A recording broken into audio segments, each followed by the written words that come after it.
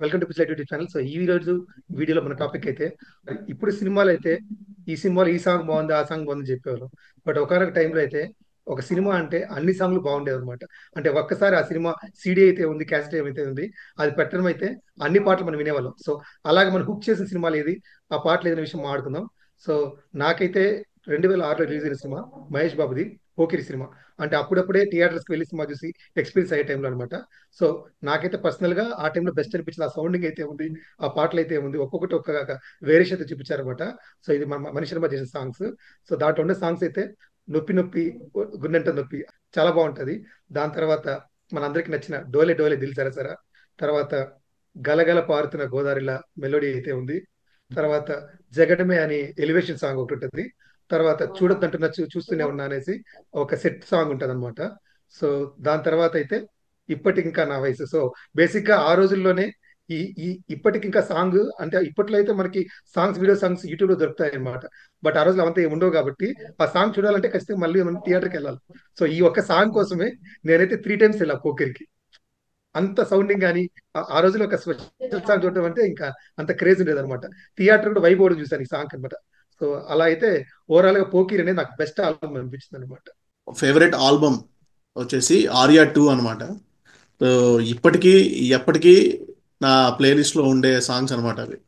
So అందులో ఉన్న songs తీసుకుంటే లైక్ మిస్టర్ పర్ఫెక్ట్, ఉప్పెనంత ఈ ప్రేమకి, బేబీ హీ లవ్స్ యూ, రింగ రింగ, కరిగేలోగా ఈ క్షణం, మై లవ్ ఇస్ గా. సో అన్ని సాంగ్స్ చార్ బస్టర్స్ అనమాట. సో ఆ హీరో క్యారెక్టరైజేషన్కి తగ్గట్టుగానే ఉంటాయి సాంగ్స్ అంతా. ఎగ్జాక్ట్ మ్యాచ్ అవుతాయి. సో ఆ మిస్టర్ పర్ఫెక్ట్లో ఫస్ట్లో ఆ నెగిటివ్ షేడ్ని, మిస్టర్ పర్ఫెక్ట్ హే టిప్పు టాపు దొరకదు వీడు ఎవడికి దొరకడు లేండు అనేసి ఒక నెగిటివ్ క్యారెక్టర్. హీరో మంచోడే, కానీ ఏంటంటే నెగిటివ్ షేడ్ ఉంటుంది. సో అది చూపిస్తా ఫస్ట్ సాంగ్ ఆ బేబీ హీ లవ్స్ యూ అనేది. దాంట్లో లాస్ట్లో ఒక లైన్ ఉంటుంది అనమాట. అంటే ఆ ఆ పాటలో స్టార్టింగ్ నుంచి ఏం చేస్తాడంటే Navdeep character Navdeep character heroine కాజల్ని ఎంత లవ్ చేస్తాడు అనేసి దాని గురించి ఎక్స్ప్లెయిన్ చేస్తూ ఉంటాడు అనమాట.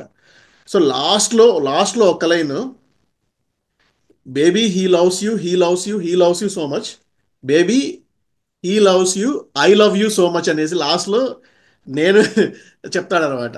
సో అది చాలా బాగుంటుంది అనమాట ఇట్లా. సో దాంతోపాటు కరిగేలోగా ఈ క్షణం సాంగ్లో కొన్ని కొన్ని వర్డ్స్ ఉంటాయి, చెప్తా చూడు నేను. గడిచే ఓ నిమిషం గాయమై, ప్రతి గాయం ఓ గమ్యమై, ఆ గమ్యం నీ గుర్తుగా నిలిచే నా ప్రేమ. సో అదొకటి. పరుగులు తీస్తూ అలసిన ఓ నది నేను, ఇరు తీరాల్లో దేనికి చేరువ కాను, నిదురను దాటి నడచిన ఓ కల నేను, ఇరు కన్నుల్లో దేనికి సొంతం కాను, నా ప్రేమే నేస్తం అయ్యిందా, నా సగమే నా ప్ర నా నా సగమేదో ప్రశ్నగా మారిందా, నేడీ బంధానికి పేరుందా, ఉంటే విడదీసే వీలుందా. సో అంటే ఎగ్జాక్ట్గా స్టోరీ ఏం జరుగుతా ఉందో ఎగ్జాక్ట్గా అదే తీసుకొని వచ్చి లైన్స్లో రాయడం అనేది చాలా గొప్ప విషయం. మ్యాచ్ అయిపోతా ఉంది అక్కడ. అక్కడ జరిగిన సిచ్యువేషన్స్ని ఎగ్జాక్ట్గా తీసుకొని సాంగ్లో పెట్టడం అనేది చాలా గొప్ప విషయం. ఈ సాంగ్ ఒకటి చూస్తే ఆ స్టోరీలో ఆ పర్టికులర్ పాయింట్ ఆఫ్ వ్యూలో ఏం జరిగిందనే విషయం క్లియర్గా మనకి తెలిసిపోతుంది అనమాట. సో అంత బాగుంటాయి. ఆ లిరిక్స్ తీసుకున్నా కూడా, సాంగ్ ఆ ట్యూన్స్ తీసుకున్నా కూడా, దేవిశ్రీ ప్రసాద్ అయితే 200% ఏదన్నా ఒక మూవీకి చేశాడంటే అది 100%. నార్మల్గా అన్ని మూవీస్కి 100% ఇస్తాడు. 200% ఇచ్చిన ఆల్బమ్ ఏదన్నా ఉందంటే అది ఆర్యా 2. సో రిజల్ట్కి సంబంధం లేదు అది. మన ఆంధ్ర తెలంగాణ డివిజన్ టైంలో రిలీజ్ అయిన మూవీ అనమాట ఇది.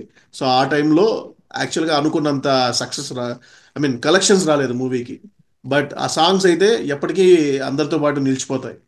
So this is my favourite album. Picturisation ఇది చాలా ఒకసారి. బాగుంటాయి సాంగ్స్. అంటే ఉమ్, ఏ సాంగ్ అని ఉమ్. సినిమా నుంచి అవుట్ వెళ్ళదు. మీకు ప్రతి సాంగ్ లో ఒక స్టోరీ జరుగుతూ ఉంటుంది అనమాట. నువ్వు అదే చెప్పిన అదే మిస్టర్ అవును పర్ఫెక్ట్ లో అవును. కూడా ఆ ఉమ్, క్యారెక్టర్ ఎస్టాబ్లిష్ చేస్తాడు. ఆ ఉమ్. కరిగే లోగాలో వాడికి ఉన్నంత కొంచెం టైంలో ఎంత లో వాడు చేయగలుగుతాడు, ఎంత సాక్రిఫైస్ రెడీ అది చూపిస్తాడు. ఈవెన్ అవును. రింగ రింగ సాంగ్ లో కూడా నీకు స్టోరీ డీవియేషన్ ఉంటుంది. వాళ్ళు ఎంజాయ్ స్టోరీకి చేయడం కానీ ఎక్కడ అంతా డీవియేషన్ చాలా ఉండదు, సాంగ్ లో కానీ డీవియేషన్ ఉండదు. లిరిక్స్ లో అవును. కానీ అబ్సల్యూట్ గా ఉంటాయి, కరెక్ట్ గా మ్యాచ్ అవుతా ఉంటాయి అక్కడ సిచ్యువేషన్స్ కి కరెక్ట్. లిరిక్స్. అంటే సుకుమార్ ఏదో ఎంత సాంగ్ కేర్ తీసుకున్నాడు అనేది మనకు అక్కడ తెలుస్తుంది యాక్చువల్ గా సాంగ్స్. అంటే యూజువల్ గా సాంగ్ అంటూ వచ్చింది అనుకో సినిమాకి సంబంధం లేకుండా లింక్ సపరేట్ గా వెళ్ళిపోతారు. బట్ ఈ సినిమాలో అయితే బ్యూటీ అది. సాంగ్ సినిమాతో పాటే ట్రావెల్ అవుతుంది ఈ సాంగ్స్. ఆర్యాలో అన్ని సాంగ్స్ ఒకటి రింగరింగా ఉందిగా. ఉమ్. అంటే దేవిశ్రీ అంటేనే ఒక ఐటెం కు అప్పుడు పైకి లేచేది. రింగరింగా కూడా చాలా మంది హృదయాలను దోచింది. హ్యాండ్ మీద హ్యాండ్ వేసినాడు, ల్యాండ్ లైన్ కు రింగ్ ఇచ్చినాడు, రింగరింగ. ల్యాండ్ అంటే కబ్జా చేసేదే. అప్పుడు సెన్సార్ బోర్డు ఏదో పాయింట్ అవుట్ చేసి లిరిక్స్ చేంజ్ అయ్యాయి. లిరిక్స్ చేంజ్ చేశారు. రింగరింగ చాలా సౌండ్ అనిపించింది. అంటే మీరు చూసారంటే సుకుమార్ స్టైల్లో ఆ రింగరింగా ఇప్పుడు కిసిక్. సో ఒక కిసిక్ ఒకటి అయితే క్యాచ్ నువ్వు అంటారా? క్యాచ్ ఒకటి ఎత్తుకుని ట్రావెల్ అవుతుంది. అది అవునవును. ఆ స్టైల్ అయితే వదలట్లే, ఆ స్టైల్ అయితే వదలట్లే. కానీ సుకుమారు ఆ పుష్ప 1 లో సమంత సెలెక్ట్ చేసుకుని మంచి పని చేశాడు. ఎందుకంటే మనకు ఐటమ్ సాంగ్ వస్తుందంటే ఎక్స్ప్రెషన్ లేని ఆర్టిస్ట్ వచ్చేది. అవునవును. ఆర్టిస్ట్ డాన్స్ చేస్తుంది వెళ్ళిపోతుంది తప్ప గుర్తు పెట్టుకునే అంత బాడీ లాంగ్వేజ్ అమ్మాయి వచ్చేది కాదు.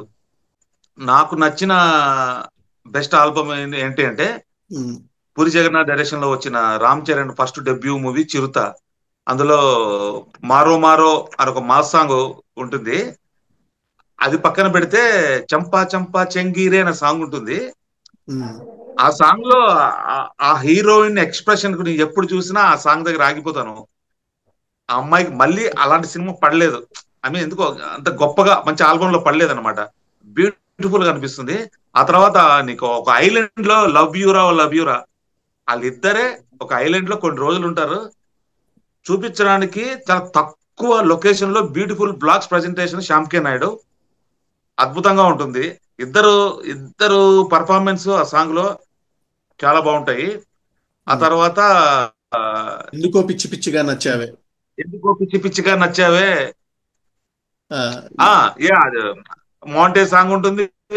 ఐ మీన్ రన్ అవుతా ఉంటే డాన్స్ ఎప్పుడు విన్నా విన్నా ఇంకా వినాలి ఇంకా బోరు కొట్టని ఆల్బమ్ చిరుత. చిరుత ఎస్. వల్ల హీరో ఫ్యాన్స్ వచ్చింటారు, సినిమా డైరెక్టర్ ఫ్యాన్స్ వచ్చింటారు, సింగర్ కూడా ఫ్యాన్స్ వచ్చారు తెలుసా. గీతా మాదిరి ఫ్యానిజం స్టార్ట్ అయింది ఆ సినిమాతో. చంకా చంకా ఆహా ఓకే చంకా. చంకా చంకా ఉమ్. Okay okay. చమ్కా చమ్కా సాంగ్ కి గీతా మాదిరి అప్పటి నుంచి, అంటే అందరూ శ్రేయా ఘోషల్ ఉంటాను, ఎప్పుడైతే చమ్కా చమ్కా పాడిందో అప్పటి నుంచి గీతా మాదిరికి విపరీతం నువ్వు ఫ్యానిజం పెరిగింది ఆమెకి. ఎన్నిసార్లు సింగర్ చెప్పినా నాకు హీరోయిన్ దగ్గర ఆగిపోతాను నేను.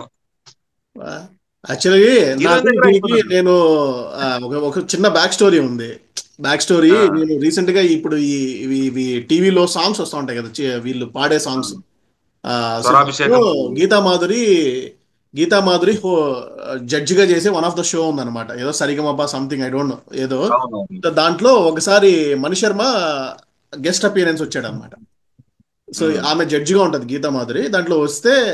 So Geetha Madhuri introduction starting లో ఆమె కోరస్ లో పాడేదన్నమాట. కోరస్ లో పాడేది, లేకపోతే ట్రయల్ సాంగ్. ఇప్పుడు ప్రతి సాంగ్ కి ట్రయల్ గా ఒక దగ్గర పాడిస్తారు కదా. సో అట్లా పాడించే దాంట్లో గీతా మాధురిని ఈ చమ్కా చమ్కీ సాంగ్ ని పాడించారనమాట. యాక్చువల్ సింగర్ కాదు, ట్రయల్ కోసం ఆమె దగ్గర పాడించారు. సో ఆమె దగ్గర క్రాక్.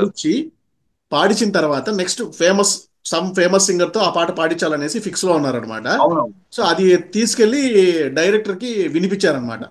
వినిపిస్తే కార్లో వాళ్ళు ఏంటంటే డైరెక్టర్, మ్యూజిక్ డైరెక్టర్ ఇద్దరు కార్లో కూర్చొని సాంగ్ ప్లే చేసుకొని వింటా ఉన్నారంట. వింటా ఉంటే బయట ఎవరో ఇద్దరు ముగ్గురు బయట ఎవరో ఉంటే బయట నుంచి ఏంది ఇంత ఇంత సౌండ్ పెట్టుకొని వింటున్నారే కార్ అని చెప్పేసి డోర్ నాక్ చేసేస్తే, మేము నార్మల్ వాయిస్ లోనే వింటా ఉన్నాము కానీ ఈ సింగర్ వాయిస్ ఈ ఆ పిచ్. డెసిబిల్స్ దాటిపోతా ఉంది. High pitch. ఆ సింగర్ వాయిస్ అంత హై పిచ్ ఉంది. అంటే దాని తర్వాత ఇది ఇంక వేరే వాళ్ళతో పాడియద్దు, ఈ అమ్మాయితోనే పాడించాలి అని చెప్పేసి ఫిక్స్ అయ్యేసి ఆమెకి ఆఫర్ ఇచ్చారు. అలా వచ్చింది అనమాట ఆమెకి లైవ్ ఆపర్చునిటీ. స్టార్ట్ అయింది. యా నువ్వు అన్నట్టు బీట్ హెవీ యాక్చువల్లీ ఇది ఉంటది, ఆ, బీట్ హెవీ ఉంటది, బట్ స్టిల్ ఆ అమ్మాయి వాయిస్ డామినేట్ చేసి మనకి ఆ అమ్మాయి డామినేట్ వాయిస్ చేస్తుంది. వినిపిస్తుంది మా నీట్ అవును. గా. అవును. అవునవును. ప్రతి ఆటోల్లో, ఆ, ప్రతి ట్రాక్టర్ లో మోయిన పాట తిరుపతిలో ఉన్నాయి అప్పుడు యాక్చువల్ గా. ఆ ఆటో టైటిల్ ఎక్కితే ఆ కుదరడం. పాట డిఫాల్ట్. చూడు ఎంత బాగా టైటిల్ కూడా కుదరడం, చిరు తనయుడు చిరుత అనేది బ్యూటిఫుల్ గా కుదిరింది. ఈ ఆల్బమ్ అయితే ఓకే ఓకే. ఈ ఆల్బమ్ అయితే మోత మోగింది అప్పట్లో. క్లాసిక్ మూవీ నుంచి వచ్చిన one of the best albums అంటే గీతాంజలి. అందులో నా ఫేవరెట్ ఉంటది ఆమని పాడవే హాయిగా మూగవైపోకు ఈ వేళ సాంగ్ అనేది ఒక హైలైట్ ఒక సాంగ్ ఉంటుంది.